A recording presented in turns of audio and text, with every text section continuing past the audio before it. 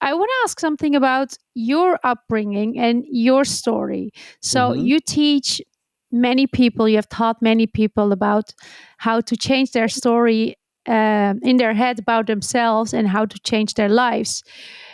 What is, you have a super interesting story. I mean, how you grew up, with your mom.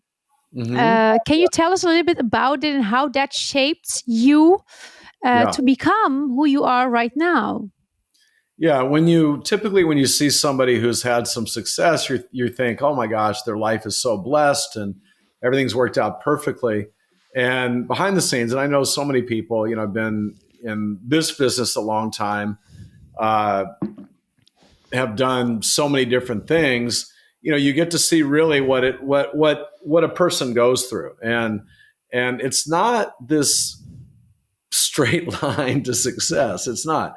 Uh, I've had some challenges, right? I was 3 years old when my father passed away, and I had a little 2 year old brother at the time. I had a little baby brother that was 6 months old. My mom was a 28-year old, all of a sudden now single mom because my Yeah. dad passed away. He was an Army officer that was in the Vietnam War, and we struggled. We didn't have any money. We had love, but we didn't have any money. We had at least I had lots of fear, anxiety. I felt the world wasn't fair. I did not see my life progressing on a great path. When you have something like that happen to you, where it shakes your world up, where you don't see life as black and white anymore. It's Yeah. like, wow, what the hell's happening? But that was a blessing. That's what really set me on the path to where I'm at right now. I mean, I think if I would have had like the perfect little life and intact family and everything worked out great, I don't think I would be thinking the thoughts I'm thinking today. I wouldn't be as curious. I wouldn't be as committed to helping people as I am today. I know what it's like to have grief and sadness and fear and anxiety. I know what that's like. I've had that, right? And it opened me up though, because I'm like, this doesn't feel very good. I want to figure out how to get beyond this. And so I started reading books at like, you're too young to remember these, but Wayne Dyer, Yeah, uh, I know Wayne Dyer Kenneth for sure. Whaley. I read a book when I was pretty young that really kind of shook me up called Illusions, where basically it was a little parable, but everything's just an illusion and you can shift reality, which is what I believe in. We can shift reality.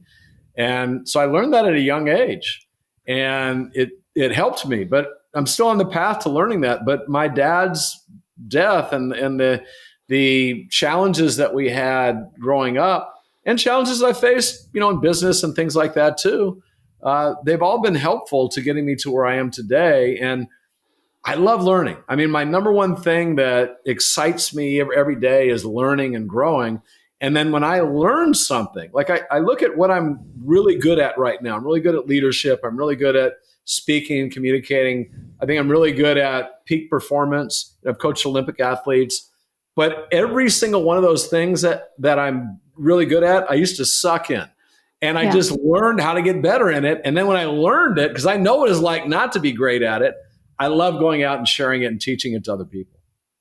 Yeah. That's so amazing. Actually, many people that I also have met that are peak performing, they have gone through lots of things, through tragedies, Hmm. really, and they have learned, they taught themselves to walk the path, to Hmm. overcome challenges again, again, and again. And they are like, if I can do it, you can do it too.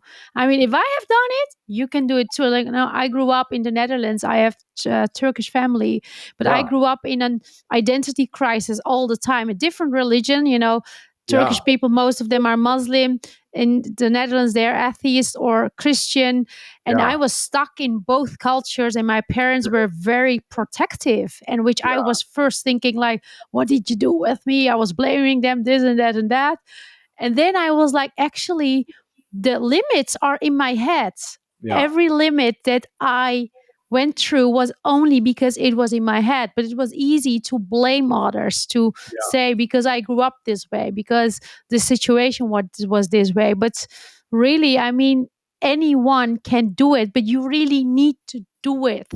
I mean, it's not that you think I can do it, but I start tomorrow and then you start the day over. You consistently need to believe in it, see it, feel it, Every and day. believe in it. Yeah, every So day. every single day, indeed.